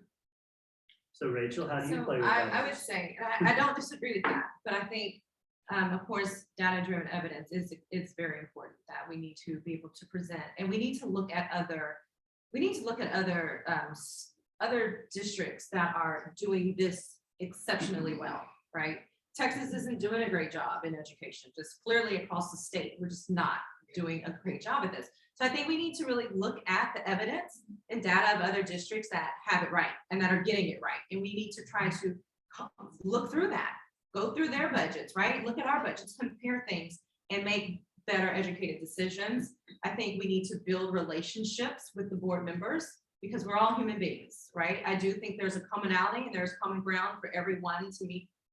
This is a bipartisan board, right? This is not about politics. This is about student outcomes. Well, I know, I get that. It's not supposed to be. We're supposed to be adult enough and mature enough individuals to set some things to the side because our priority are children. The priority here is educating our children. And that's not red or blue. Education is not red or blue. We're not teaching political agenda in the classroom. That's not a course. Oh, pick your party. That's not a course. So we need to focus on the students, focus on academic outcome. The board needs to refocus on those goals because that is the goal, the overall goal that is important to our teachers, our students, not so much, right? But and our parents. So I think making sure that going in there and making sure that the board is that we are focused on these goals, and we need to continue to be focused on these goals and talk about how we're going to get that, how are we going to achieve these goals? How are we going to achieve these student outcomes? How are we going to increase these student outcomes? Let's look at data from other places all over and let's see how they're doing and what we're not doing right and talk about that. Yeah, so hopefully we can get some harmony on the school board so you can have good conversations with your wife when she's not married. That's a good question. Yeah, that's a good question. Did you have a follow-up? Yeah, I did. But I love good data. My work really relies on that. It's fantastic. Problem is, I think you guys are right in the idea of setting that goal for where we want to see the whole community go as. But unfortunately, it has become, I mean, you're right, it should be part of it, but we laugh because we know what it is. And you talking about facts, but we just got done talking about facts being dismissed, right? Continuously, not just the last 2 years, but as long as I've been an adult. And I still ask the question, if someone, I mean, we're gonna have people at the end of the day, you're gonna have to say no, thank you, but then nothing gets done. I'm just curious, how do we plan on building those relationships? Because we do have to reach across. When we absolutely, it's unfortunate that we may have to compromise. I'm just curious what we have to do or how you guys plan on is really reaching across. I mean, I think you see, if we look at our, an example from our historical politics, right, where we do see a lot of gridlock, right, because folks have just dug in. We've lost the art of compromise and how to do that in a way that's elegant and sophisticated. And so, you take the example of Ronald Reagan and Tip O'Neill, right? I mean, they fought, tooth and nail on basically everything, but we're able to know and find a way to like each other personally And at the end of the day, we're all people. I think we all want what's best for our kids and our teachers and our community.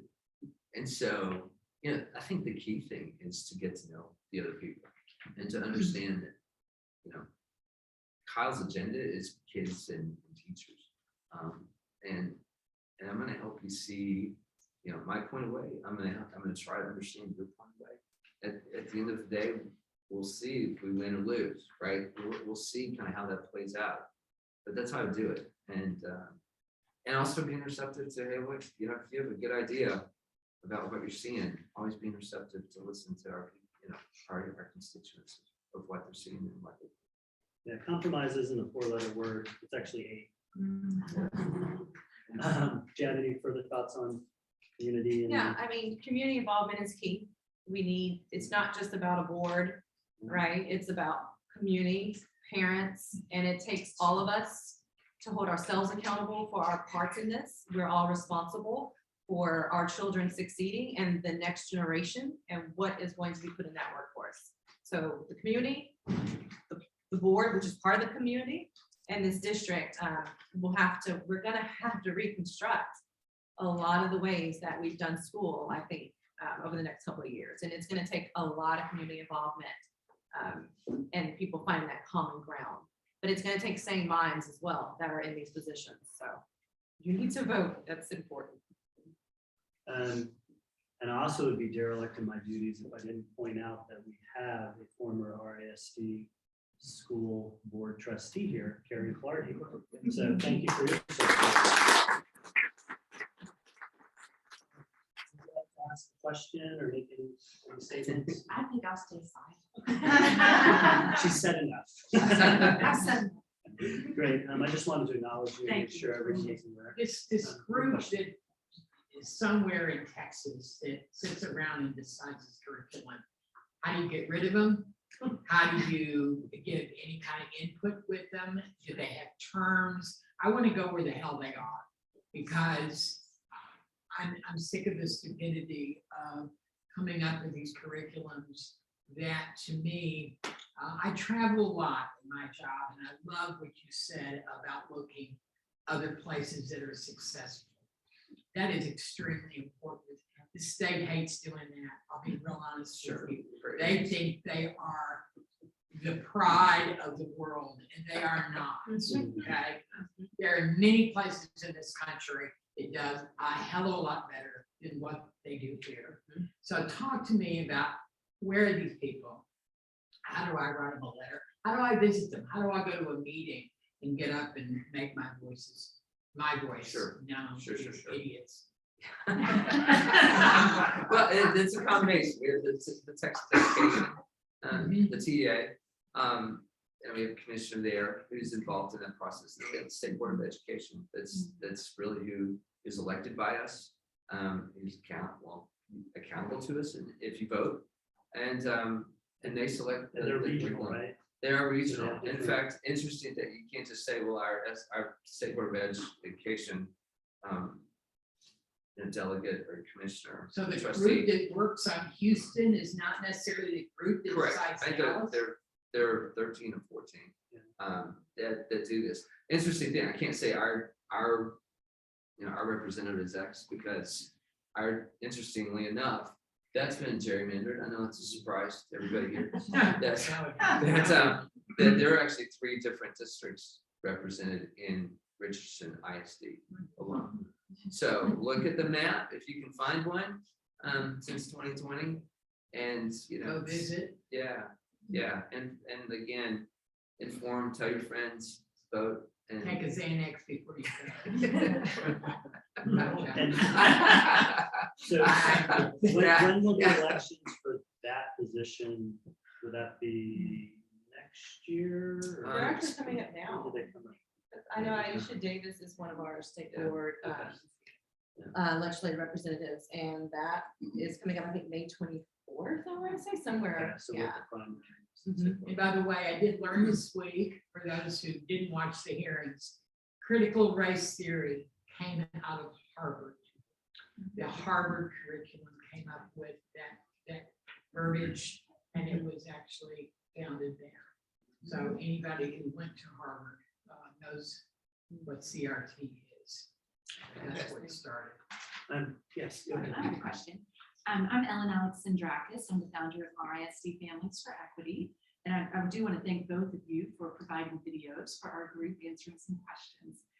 This last week, the Texas Tribune hosted a forum in which they talked to 3 outgoing North Texas superintendents. I was there. Oh, wonderful. Yeah. I was on one. So, and Dr. Jeannie Stone was, of course, Yeah. one of our members. And she made an interesting comment. She said, equity is being termed as a 4-letter word these days. One, I would like for you both to respond to that idea of equity as a 4-letter word. And 2, I would like for you both to tell me what you would say to someone who said to you, Kyle, Racheal, I think equity is a 4-letter word. So, both of you, please. It's actually 6. I use that. term. Talk about It's 10, by the way. It's hot. And I always go back to spend the last. So what is that? Yeah, I personally feel like we are living in 2022, right? Yeah. I think it's No one's 2022. sure. Equity, diversity, inclusion. These are words that just should be. This is like a mindset, I think, in this time of life. This should be a mindset. There's no need for departments. There should be no need for departments set up all of our countries talking about diversity, equity, inclusion. So I would say to that, I mean, it's unfortunate that we are still in this time and here we are in 2022 discussing this, but obviously there's a need for it or we wouldn't be having the discussion, right? So we have work to do and we need to do our part. However that looks, we need to do our part. Yeah, the diversity side of that is we're blessed. Our district is blessed with that. That's fantastic. And that's kind of what I see in the world around us, right? That's what I saw at West Point. That's what I saw in the Army. My first TAC officer at West Point, he's the officer who's over our 120 cadets through their 4-year career. Wade Darlington, he's black man. My first boss in the Army, Captain Luke Packman, is an African American, Omega man from historically black colors. And my last commander when I got out was Colonel John Morgan. All wonderful officers in their own right, and that's how we saw them, right? They were the old man, the boss, however what we call them, right? That was their job, and they did it like any of the rest of us. How do we give everybody that opportunity, right? Because when I look on the field or the court, sometimes it's not completely reflective of our demographics as a whole, and that to me is equity, right? We have diversity, we've got that. How do we make that available to everybody, right? And so how do you do that? How do you make it so that your volleyball team or your baseball team look like the rest of your student body? You can't just say, oh, we're having tryouts. When everybody's a freshman summer before your freshman year, these kids have got to train and prepare and plan. And you've got to recognize and give them that opportunity 2, 3, 4 years prior to that, right? How do we do that? Do we give everybody a stipend to go play club sports? Or do we plus up our, that opportunity in our own organizations or have volunteers within the community to say, hey, look, if you want to do this, there's ways to do that. It takes the community to do that because that's what I'd love to see. It'll take more than 3 years to make that happen. You know what I mean? But to be able to do that is really what I'd love to see. And here's the inclusion part. Here's what makes us better is just think about all the talent that we're missing out. Think about how much better we could be in AP physics or in baseball if we had, or volleyball, if everybody was given that same chance that the kid down the street from me had. That to me is inclusive. Well, and also in a district that is 70% Black and brown, which is our demographic in the RISD school district, our schools need to look like that. We definitely need to appear that we are Black and brown kids and that they exist in our schools, not only on Friday night, not at Friday Night Lights, not just for football and not just in basketball, but we do have Black and brown kids that are high academic achievers, that are excellent cheerleaders or color guard members and mathematicians and great at literature. So marketing as well, right? The way we market our schools to the public. Again, 70% of the demographic is Black and brown, and you would not know that by leadership. If you look at the top, from the top administrative level all the way down to our teachers, how many Black and brown teachers do we really have in our district, right? How are our children able to relate to their teachers when they are in the classrooms? Are we hiring teachers? How are we hiring teachers? How are we recruiting them? Where are we going to recruit our teachers? So leadership is critical. What does leadership look like? Does it exemplify the 70%? And are our leaders making decisions for these children? Where are these people making decisions? Just like a bunch of men making decisions about women's rights. Right? So our leadership needs to look like the 70% of those students, and those parents need to know that they can come and they can find leaders in our district that they can relate to and they can speak to, and they will speak to them. Now I'm going to counter that just a little bit. Having experienced reverse discrimination, if you will, I want to go to what you said, Kyle, about you need to hire the best for the district. You need to hire the best teacher. I was a pretty darn good math teacher, but I couldn't get a job in DISD because I'm an old white lady. It was very obvious. Don't buy into that. You need to hire the best. Yes, if we prefer them to look like the people, we need to raise up the next generation to be that group of people. Yes. But come on, we're not has-beens, and we can deliver, and we're not prejudiced, So I just want to say. Well, and I appreciate that, and I don't disagree with what you're saying at all. I'm sure there's a lot of that exists. And it's been going on for years. I didn't get a full ride to Stanford being an A+ student, but my Hispanic classmate who had a B did.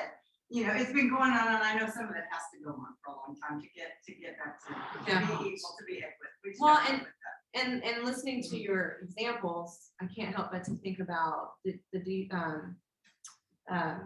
segregated schools. My mom grew up in Dallas. She went to schools here in Dallas, and she went to segregated schools. But once the board of help me with the case, Brown versus Ford case, right? Yeah. We got rid of segregated schools, right? So what happened to all of our Black and brown teachers then? Fired, no jobs.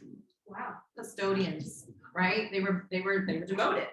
So that does something to a community of people and does something to leadership. And if we don't show our children that is an opportunity for them and a pathway for them, we won't have another generation of Black and brown teachers. We won't have another generation of Black and brown leaders. So since we're a hybrid meeting, we did have some comments online that I wanted to address because I do, again, dearly to my duties.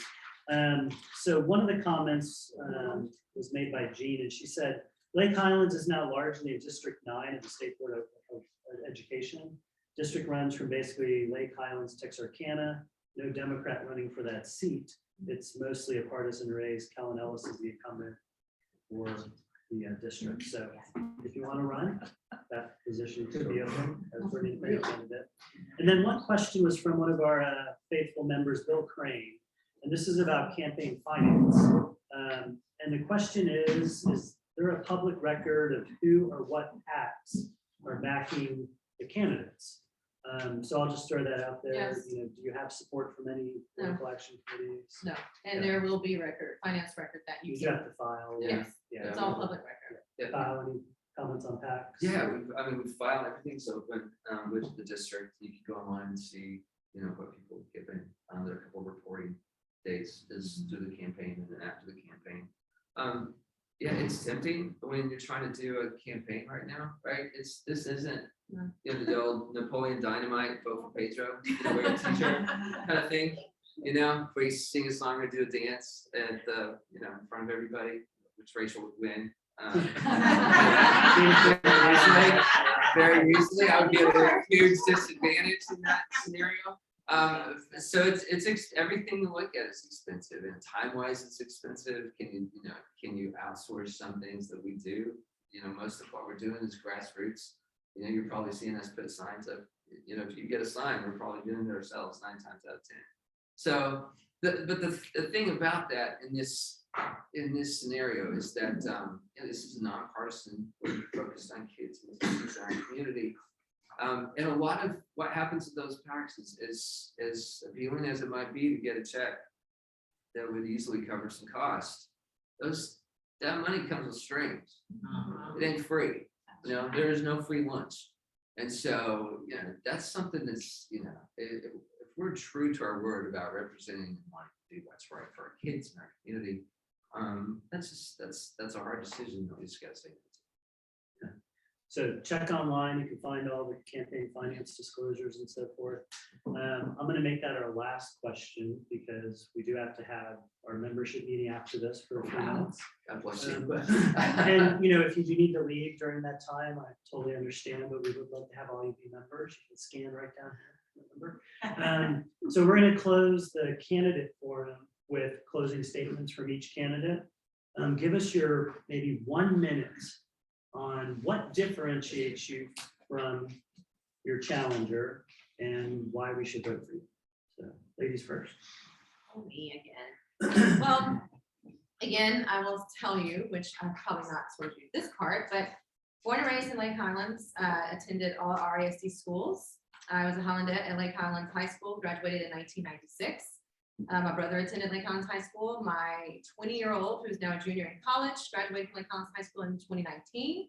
I have a 14-year-old who's going to Lake Highlands next year, and a 3-year-old that's coming up. Lake Highlands, I've lived in District 5 all my life, and it's a community that it seriously has supported my family through some of the worst times that we've been through. And so I'm a very active parent. I have been since 2007 on the PTA in my kiddos' elementary schools. I've been on as an RSD council board member. I am the DEI chair for the PTA council board, which is the council level of PTAs. And so I support all of our elementary school, junior high schools, and high school DEI chairs.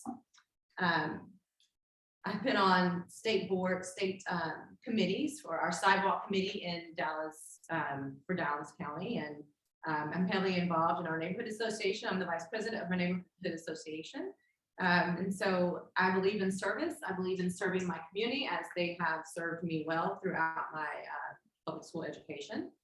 And I'm going to continue to serve. So I'm asking for your support and your vote as a parent, as a mother, and as one who will speak to the voices that have not been heard in our communities, that 70% demographic that don't feel like they have a place in our schools, don't have a voice to be heard, and are fearful of the big system. So yeah, I'm asking for your vote. And where do we learn more about you? You can learn more about me on my campaign page, which is Racheal for RISD. Can you tutor me on membership toolkit? I can. You got a lot of experience. Did you say a 14-year-old and a 3-year-old? Yes, 20, 14, and 3. Wow. So yeah. You got rid of all the stuff and all of a sudden. Well, and you know what? I'll also say that I'm relatable, right? And I know my kids. I know my kiddos' friends, and I know their parents. Yeah. And so when you're talking generations, things change over time. Yeah, they do. A lot, right? And a lot of things change over time. My son came to me the other night and he said he just ran in a track meet, one of the district qualifying track meets at Forest Meadow. And I asked him how they did on the relay team, and he said, "Well, we came in second." I said, "Why?" And he said, "Well, because 2 of my friends failed. They're not eligible to run." And I said, "Well, why did they fail?" And of course he's like, "Well, I don't know, Mom." He goes, "They're smart kids. I don't know why they fail. I think it's maybe something going on in the classroom." And so he asked me, he's like, "Can you call their mom? Can you call his mom? Can you call his mom?" And I said, "I definitely will," because that is a conversation that parents should have, right? That is a conversation that community members should reach out and say, "I hear your kid's having a problem. I don't know what the issues are. I don't know if you know how to fix this issue or where you even start to go about fixing this issue, but I can help. So, Wow. yeah, and I thought that was great. My Good for kid knows you. I'll advocate for him. He knows I will advocate for other children. So, Good. It's much better to start it with that part of the conversation rather than, hey, we got second at the track. meet. Yeah, What happened? exactly. Much more to see she can work with We give her others. a and she's try. on. So Kyle, give us that 1 minute, why we should vote for you and Yeah. how we get more information about Yeah, it. no, definitely. And in this case, I'm not running against anyone. The challenges that beside us are bigger than anyone. And eager to work within the community regardless of how this plays out. If you want an option where someone's done governance for a multi-million-dollar organization and a CEO-like person, if you want someone who's had experience in value-based, principle-led leadership, operations work, who's negotiated master supply agreements with AT&T and large companies, who knows how to work through a complex solution, and not just through ideation but through implementation. Yeah, I'm a good option for you when you look at vote. But regardless of, please vote. Have your friends vote. This is so important, and I really appreciate you all for your time. Thank you. Let's get up for both these people.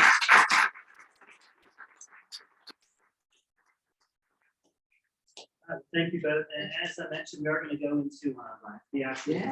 Are we Naturally. like honorary members? Well, you need to talk to Judy about being an honorary member. Pay your dues. She's pretty much, pay your dues. Awesome. Thank you, Brian. So thank you so much. Well, those are good questions. I was asking, but yeah. Yeah, that's nice to see. Yeah, I used to be an announcer for triathlon races. I can see that. I can see that.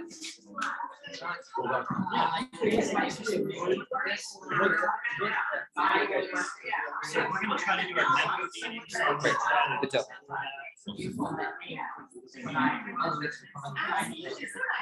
Likewise, yes. Okay.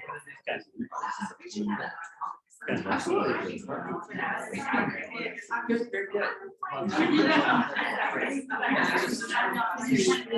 Yeah.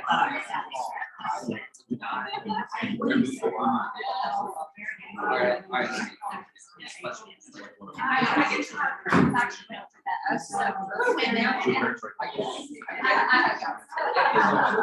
Good job.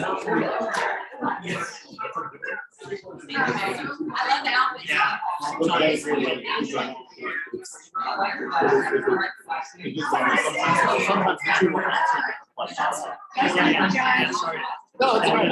It's just for future use. But I enjoyed it. You did a great job. Thank you. Thank you. Hope you come back. All right.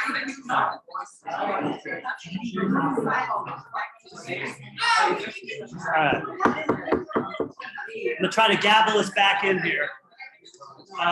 So we're gonna go ahead and start the member meeting now. Brian, thank you. Hey. Thank you Hey, for good having to see me. you. Yeah. Good to see you. Thank you for joining us.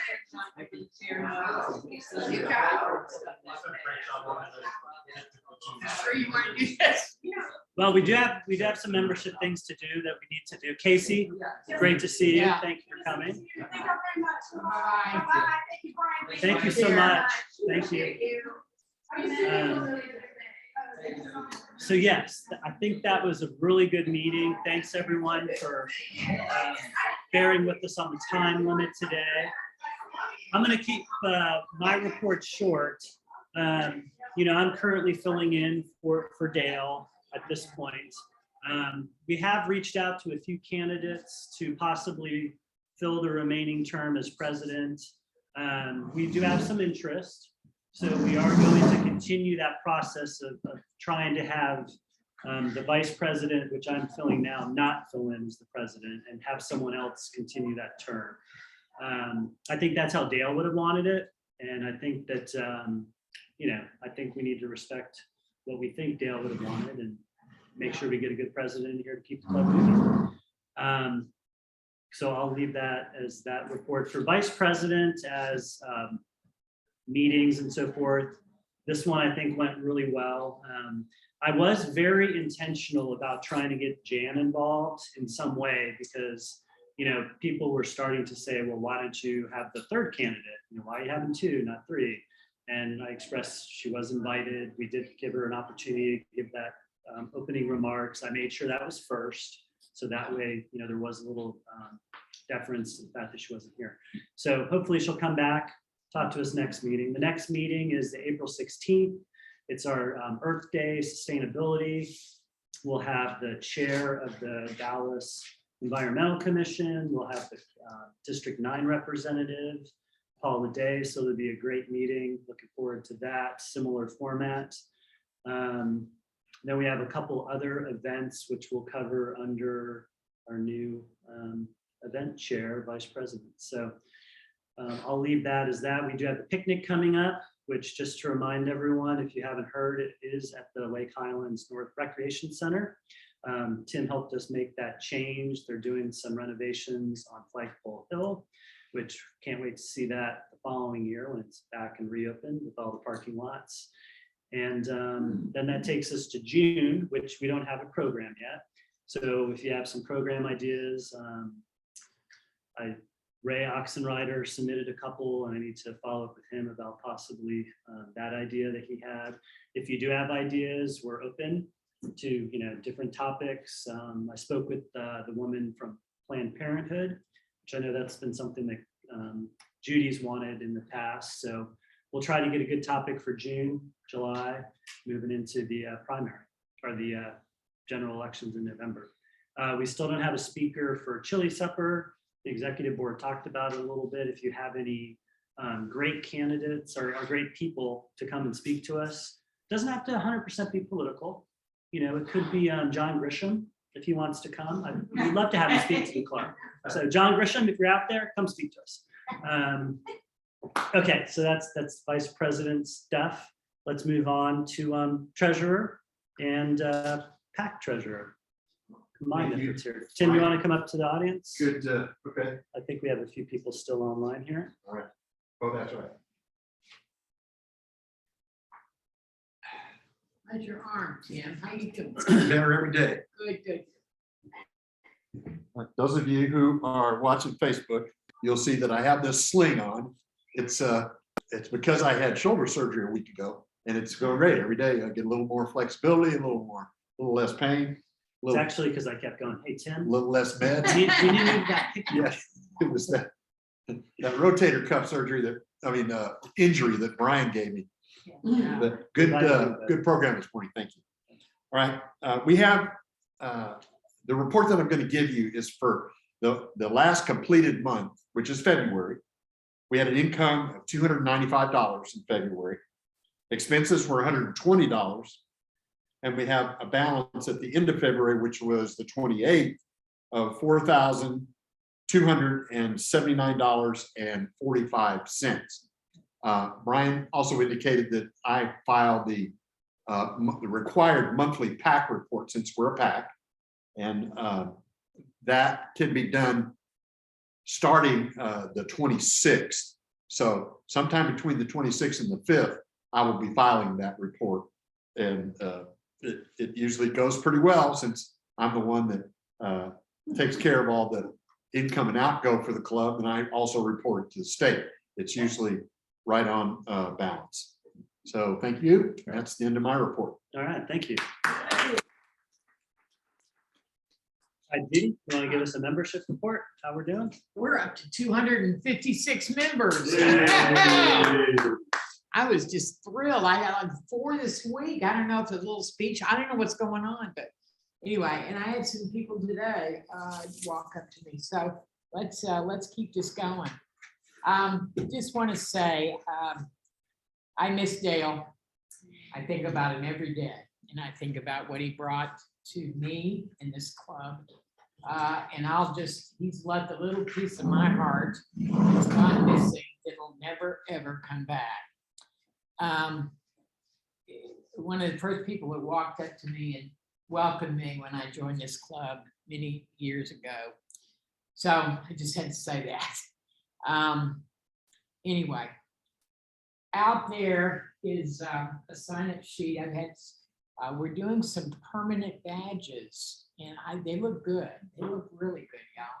And so if you would like a permanent badge, there's a little sheet that we're signing out there. Also, we've got 2 more sign-up sheets. Thank you, Rhonda. Karen, I'll let you deal with that, but we got some sign-up sheets already going for the picnic. So if you feel like, you know what you want to do, we've got the sign-up sheets out there, okay?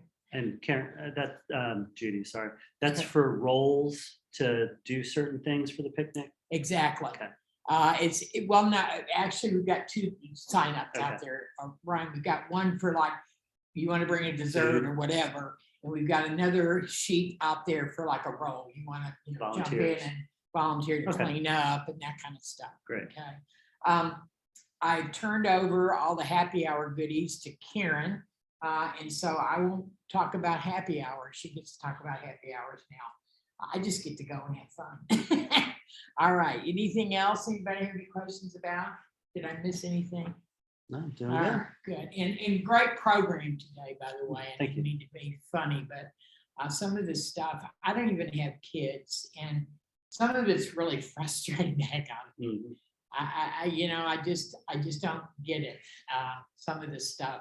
But by the way, I also heard if you want a bestseller, all you got to do is let Ted Cruz talk about it in the hearings. And I just heard that all the books are now Amazon's top sellers within a matter of 24 to 48 hours. They are outselling everything. So that's what you need to do is give your book to Ted There you go. Cruz. Yeah, and if the authors were smart, they would actually donate the money to Oh, counter Ted I Cruz was campaign. actually thinking of that myself, Ron. I thought that's what they ought to be doing. Okay, Really well, good. since we do have a new board position, let's go ahead and have our new. Yeah, the minutes. Minutes. I was just going to transition to that real quick, and then we'll go into the minutes.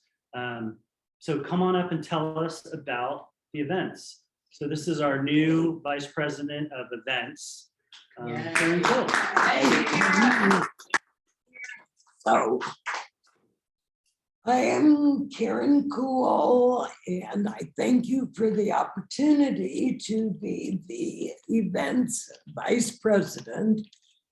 I have both a wonderful mentor and some big shoes to fill, and I'm referring, of course, to Judy Garrett, my predecessor.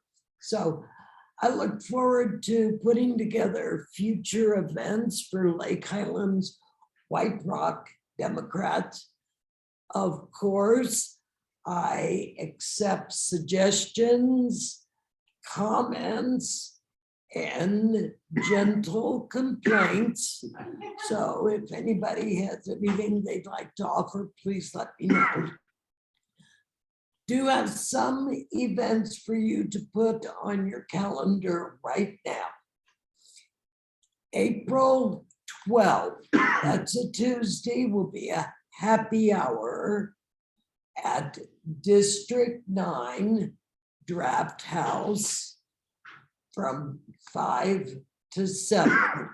April 12th, District 9, happy hour. May 19, that's a Thursday, there will be a happy hour 5 to 7 at the Lake House. And that will be during the week of Lake Highlands Restaurant Week. So we will be supporting one of our restaurants, May 19th, 5 to 7 at the Lake House. That's a Thursday. And of course, the Lake Highlands White Rock Democrat picnic on the 21st. Judy referenced some sign-up sheets to either bring a food item or to just bring yourself and help set up or clean up, or you can do both. If you would, when you sign up, put your name and a contact information, phone number, email, so that I can just kind of remind you of what you said you were going to do.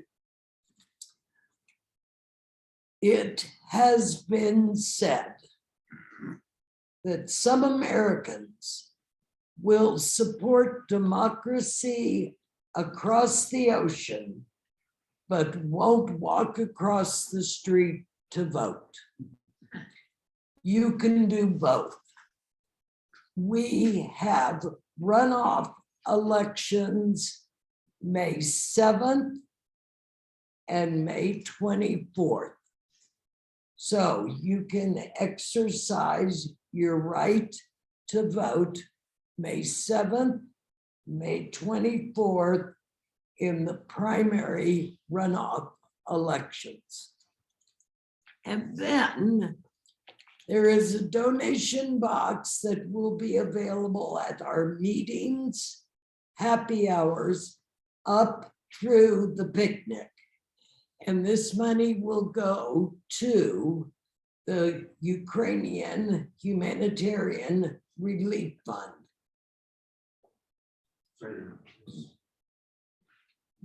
No amount is too small. We welcome change. We cannot accept checks, but any other paper money is definitely welcome. So anytime you pass the box, check your pockets. If you've got some extra change, please drop it in. These people desperately need anything we can help them with. So I look forward to seeing you all, happy hours and at meetings. And here again, if you've got any suggestions or comments, please let me know. Or complaints. She said we could complain too. Gently. Gentle complaint. Totally aside, there are 3 cute Democratic kittens available if anybody would like a free Democratic kitten. They're not quite ready for a forever home, but let me know. They're yours. Thank you. Thank you.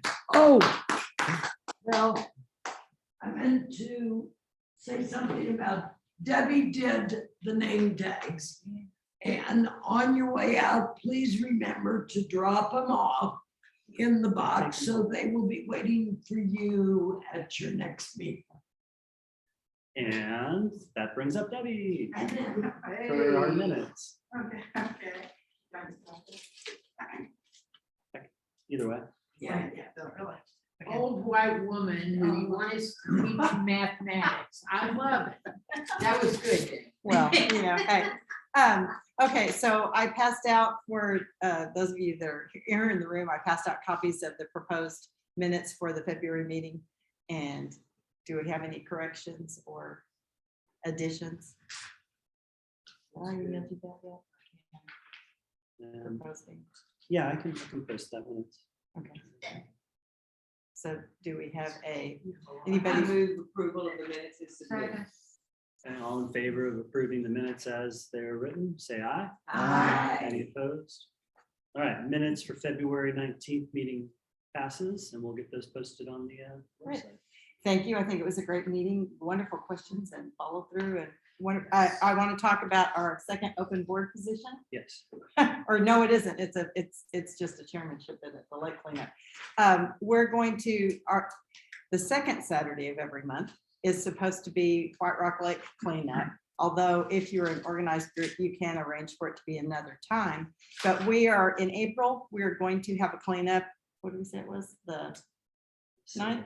April 9th, Saturday, April 9th. We're going to have our cleanup is at the Bathhouse Cultural Center. If you're looking at the Bathhouse Cultural Center, our section is to the south of it. Okay. And you can park in their lot close to that side, or there's a little kind of a little parking lot closer to our actual section. We're going to clean up for an hour, so you'll see how easy it is. And then we're going to bring your own picnic lunch and we'll eat at the picnic tables there. And what day is that? Jen? That's Saturday, April 9th. To be the lake coordinator, the lake cleanup coordinator, it's very minimal. You do not actually have to do any bending and stooping and cleaning up. You have to be there to get people who do so to sign a new required waiver sheet. They used to just count heads, and but now they're actually asking for names. So And then you have to take a picture of that and send it to the lake office. And then once a month, you complete a survey giving that information again to see how many people participated. But we want to show you how easy it is to clean up and doesn't take much time. What time on the night? 10 o'clock. 10 10 o'clock. Okay. Clock April 1. So I clean up with the Boy Scouts on the opposite side of the lake from 9 to 10. I'll leave early and come over to be there. But Cool. I have, as I mentioned at our last meeting, I have the manpower or boy power. The Cub Scouts of Troop 890 are going to clean up the lake every time. We just need an adult person to be the coordinator. Okay, so you don't have to, we would love for more Democrats to come participate, but we don't have that pressure of making sure you have enough bodies. You'll have little bodies. Thanks. Well, thank you for coordinating that. Thank you. Thank you for the report. Okay, do we have anything from Phone Sunshine? Anything around that? Okay. Is there any new business that we need to consider today? I'll just make sure we mention it. We do have a few positions that we are trying to fill. We are looking for candidates for the president at this point to talk with. Also, we do have a kind of vice president of communications, which covers email, website, social media, stuff like that. I believe those are the main ones that are open. Rhonda, did you have a? I was wondering if we could observe a moment of silence in honor of Matt and all. Okay. I don't think we need to make a motion or anything for that. I think we should just bow our heads and take that moment. So thank you.